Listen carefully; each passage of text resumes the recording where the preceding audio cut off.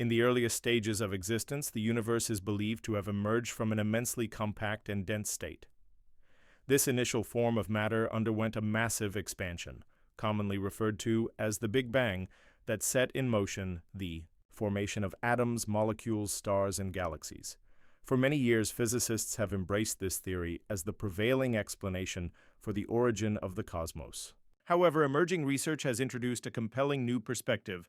Rather than originating from a singular event, the universe may be engaged in a perpetual cycle of expansion and contraction, potentially existing within an endless loop of rebirth.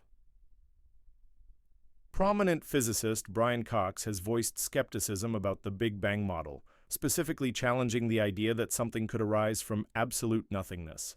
This philosophical inquiry adds a profound layer to the ongoing scientific dialogue. Additionally, data collected by the James Webb Space Telescope has uncovered evidence that contradicts the notion of the Big Bang as the definitive beginning of the universe. These findings provoke a fundamental question: if the Big Bang was not the true origin of all things, what preceded it? Join us as we delve into the mysterious beginnings of the cosmos and examine the boundaries of current scientific understanding. Stay informed by subscribing to our channel, liking this video, sharing it with others, and enabling notifications. According to the Big Bang Theory, the universe began approximately 13.8 billion years ago in an extremely hot, dense, and compact state. During the first few minutes after this event, the fundamental elements that make up the material world were synthesized. At that moment, the entire observable universe could have been no larger than a peach and had a temperature exceeding a quadrillion degrees. Remarkably, this extraordinary narrative aligns with all modern observations, from the residual cosmic microwave background radiation to the relative abundance of light elements. Astronomical data strongly supports this theoretical model. Nonetheless, despite its consistency with observed phenomena, the Big Bang Theory is incomplete. It fails to fully explain the earliest instance of cosmic history. This limitation stems from the inadequacies of our current physical theories. While general relativity and high-energy particle physics offer valuable insights, they break down when applied to the universe's initial moments. The mathematics become so complex that current tools are incapable of producing coherent solutions.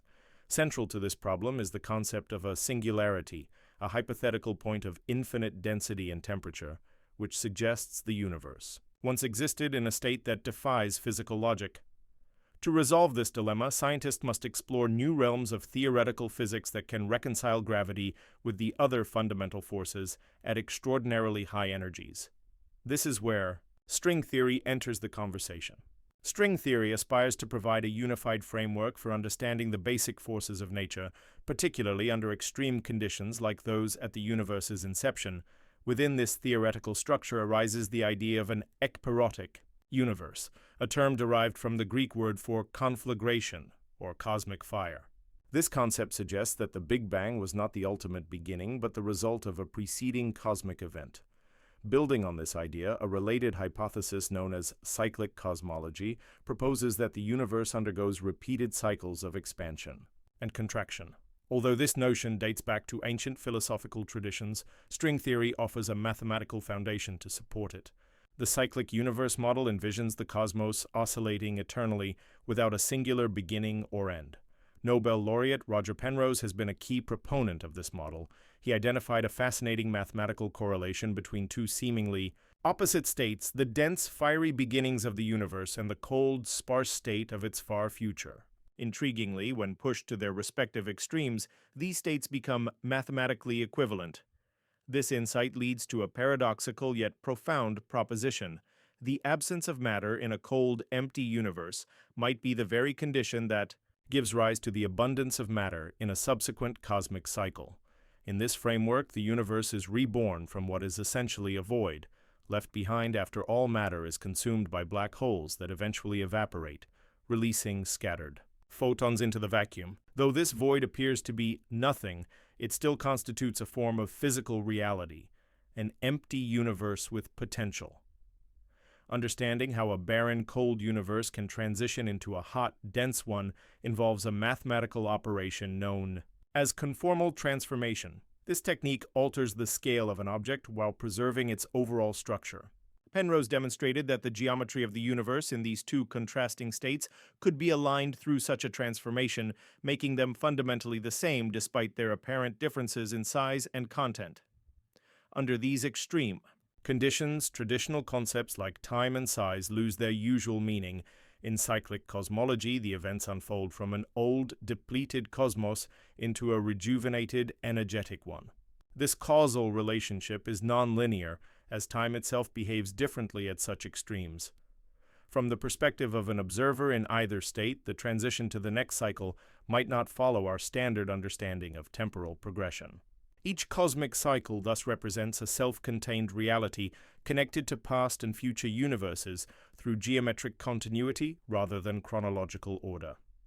These ideas straddle the domains of physics and philosophy, raising profound questions about the nature of existence. Even if Penrose's cyclic model gains empirical support, it doesn't fully address the metaphysical question of why anything exists in the first place. What initiated the cycle? This leads to one of the most fundamental philosophical dilemmas. Why is there something rather than nothing? Within the realm of physics, three main possibilities are being explored to explain the origins of these cosmic cycles. First, there might be no physical explanation, perhaps the cycle simply exists. Second, the universe might consist of an infinite sequence of different cycles, with each new cycle shaped by quantum characteristics inherited from the previous one. Finally, it is possible that there is only a single, self-repeating cycle where the end leads directly to its own beginning.